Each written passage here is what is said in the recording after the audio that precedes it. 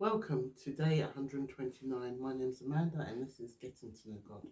We're using the Children's Bible to read the shorter version of various stories within the Bible. And today, on day 129, it's Tomorrow You Will Die as the title. You can find this in 1 Samuel, verse 28.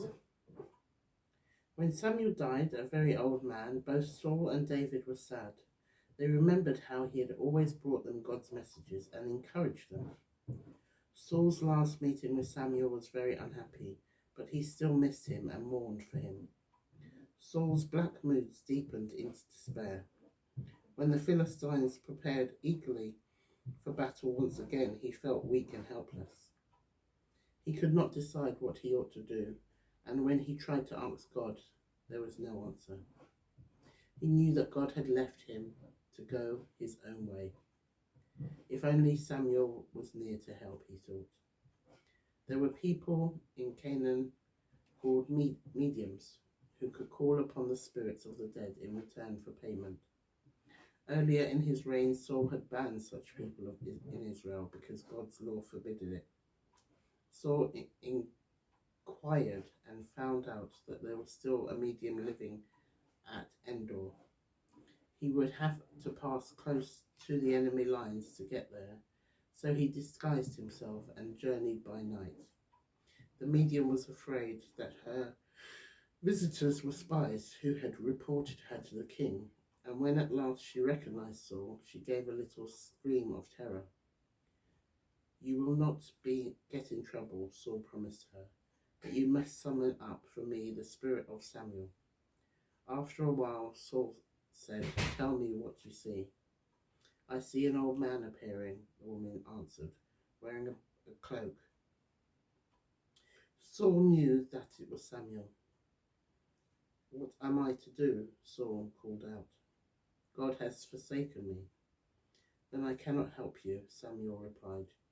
"You choose to disobey God and go your own way, and you have brought disaster on yourself.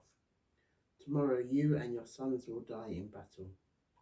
When he heard this terrible word, Saul collapsed, weak with tiredness, hunger, and fear.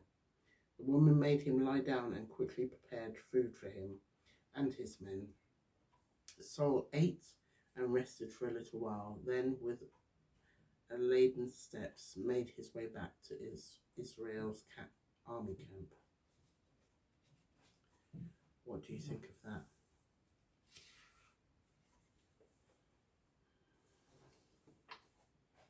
The lesson for me is that if you continue to ignore the guidance that you're given and that you can get, then one day it will stop guiding you.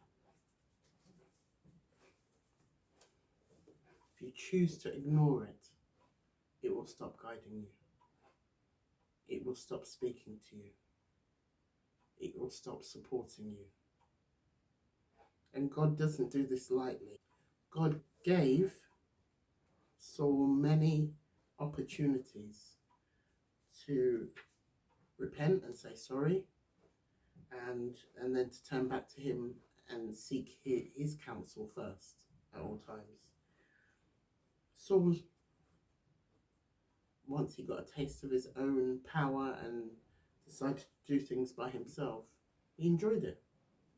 And therefore he didn't repent, and he didn't say sorry to God, and he didn't seek God's counsel first in any situation. But now when he's struggling because his own decisions were making it worse, in fact, he then decided to try and go back to God. By this time, God had said, "Sorry, I've been here all this time and you've ignored me. And then you shut the door on me. So the door is shut. By your own admission, by your own power, you shut the door." Do you want to be in that position? Have you shut the door? Because God is a forgiving God. He will allow the door to be open again.